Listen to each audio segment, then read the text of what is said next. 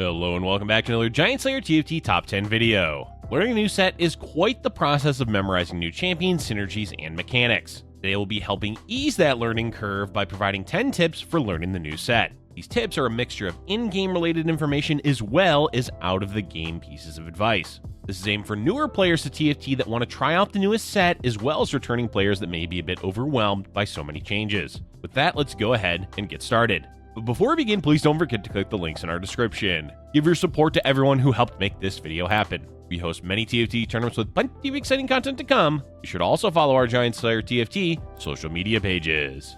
Alright, let's get back to the video. Starting off our top 10 tips, we have the number 10 tip, read the patch notes. Diving headfirst into a new set without previous knowledge or looking up any information can certainly leave players feeling overwhelmed. There's entirely new synergies, champions, and other mechanics to learn. The first step we recommend when taking on this challenge is to simply look up and read the patch notes. This tip goes beyond just the beginning of the set, as we always recommend reading the patch notes for every patch. But specifically this early on, the notes will often redirect to useful links as well as just a general info dump on what's new. It may not be the most informative, but it at least gives you an idea of what to expect. For any players seeking the balance changes, well, the first patch of a set generally doesn't include any. Sure, there may be some such as item adjustments, but if you're wanting to know specific number changes to champions or synergies, then we recommend doing a bit of research on the PvE. There's often places online to look for the balance done during the PvE, which can provide the relevant information necessary to get a feeling for what may or may not be viable. On to the next tip, coming in at number 9, use online resources and cheat sheets to help while learning the game. As a sort of follow-up to the previous tip, we highly recommend going online and looking up whatever resources you need in order to ease the learning process. There's a lot of information out there, including cheat sheets for champions, traits, and of course, the Hextech augments. Due to the sheer amount of augments in the game, it's going to take a bit of time to learn most of them. And honestly, remembering every single augment is unlikely to happen for the majority of players. That's where external resources are great. Whether it's a website or a personal document listing relevant information, these types of tools are invaluable at the beginning of a set. For set 6, that type of resource may be relevant throughout the whole set because, as we said, there's a lot of augments. Besides augments, it's helpful to use external websites to look up specifics of champions' abilities, their stats, as well as synergies. That way you can quickly get an idea of what you may or may not want to play in-game by having those stats ready to go. Eventually this won't be necessary, but at the start of a new set, definitely a worthwhile time investment. Our last outside of the game tip, coming in at number 8, is to watch streams. Streams are a lot of fun to watch, especially for TFT, as a lot of the top streamers have great personalities. But it's not all about the memes and fun when watching a stream. They can also be valuable resources for learning the game. This is especially important at the beginning of a new set or leading up to the release of a new set, because a lot of streamers will be sweating to learn the game and climb rank upon release. It's the best time to learn because you get to see firsthand what a top player is focusing on while they get used to the game. Plus, the meta develops rapidly during the first few weeks of release, and streams are the fastest way to know what's viable or not. Of course, it's important to actively watch, otherwise it will be difficult to retain information. Active watching is paying attention to what the player is doing, such as what augments they're choosing, decision-making throughout the game, and what compositions they do well with. Even scouting and positioning can be valuable to learn early on in the set. That said, TFT is a game, so sitting back and watching your favorite streamer go 8th while calling X-Champion broken is also perfectly fine to do.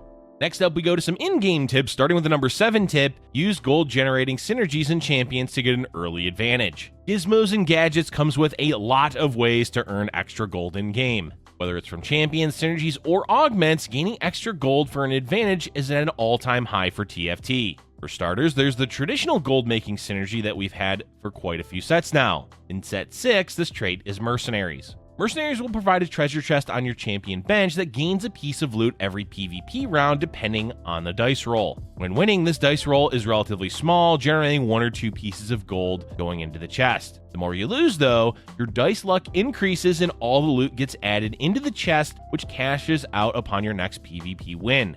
Basically, Mercenary is a lot like Fortune, but it doesn't end there. Gangplank, a mercenary champion, gains 1 gold per unit killed with his ability. There's also an augment that provides a 50% chance of any mercenary champion to gain gold upon killing a unit. And that's all from just 1 synergy. There's also Yordles that can create a new Yordle on your bench every round the trait is active. plus a plethora of gold-generating augments such as the Rich Get Richer or Windfall. Basically, if you want to get an advantage with your econ, it's certainly a lot more likely to happen in this set than in previous ones. We recommend looking up all the possibilities, as there are quite a few. Another gameplay-related tip coming in at number 6 is to aim for generally useful augments early on in the game.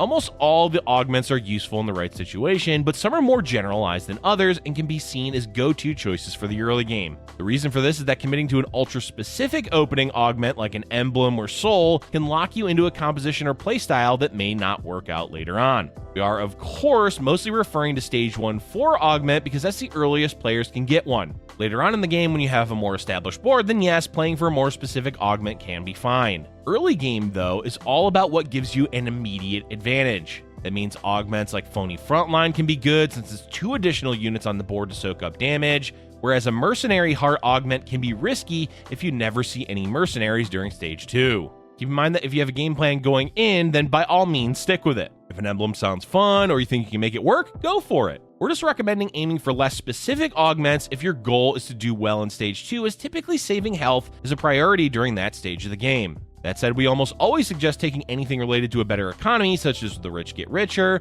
or Windfall, because it's such an immediate boost to your early game that other options generally don't compare with.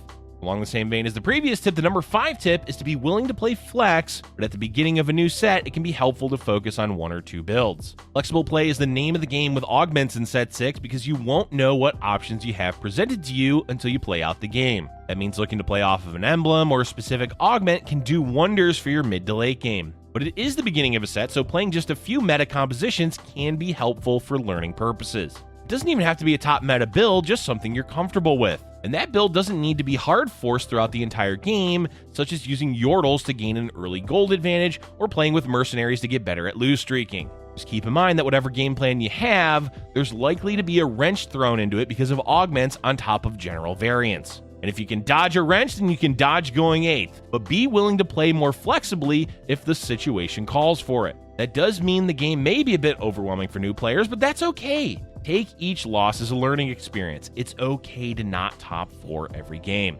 Up next is a scouting related tip that comes in at number 4. Be sure to scout for Socialite and Mutant early on in the game. There's a lot of important information to be gained through scouting, but in set 6, there are 2 specific synergies that you want to be aware of every game. This is because both Socialite and Mutant are never the same game to game. That doesn't mean that you need to be playing either of those synergies, but knowing what they are gives you the knowledge before you ever commit to playing either of them. For Socialite, knowing where the hex is can determine what composition you may end up playing. Or if you're going for a specific build, you may want to consider not adding or adding a Socialite champion based on where the hex is. For example, the damage bonus is fantastic for melee champions like Yone, but only if it's near the front. Socialite hex in the back is better for ranged champions, so with a Yone comp, you may want to skip adding in a Socialite champion. Mutant, on the other hand, has various different effects that change every game. Knowing which mutant buff it is as soon as possible can determine whether you end up committing to a mutant comp or not. As an example, Kog'Maw is great with the Execute mutant buff, so if you can start out the game with quite a few Kog'Maws, it may be worth committing to. In either case, you want to find out as soon as you can what they are because that helps you make informed decisions later.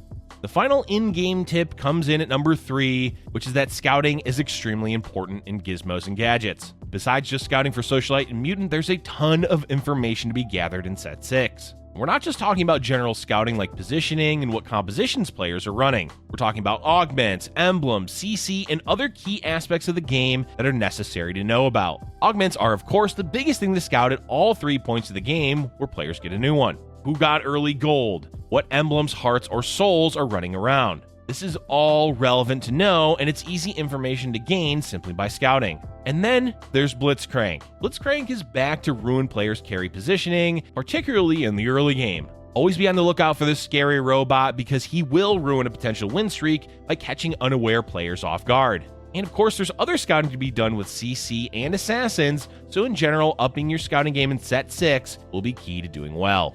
Our last 2 tips are just general pieces of advice. The tip coming in at number 2 is to play with friends. We know that this won't always be applicable because some people just don't enjoy TFT, as shocking as that sounds. But anytime you can find others to play with, particularly at the beginning of a new set, we highly recommend doing it. TFT in general lacks a lot of social interaction because it's very individual based, so talking to other players and playing together while climbing can make the process a lot more enjoyable. Playing with others will also become quite relevant in a short while when duo mode is released. Then you can actually play co-op instead of just queuing together. But in the meantime, if you want to make the process of learning a new set enjoyable, find other players to play with while doing so.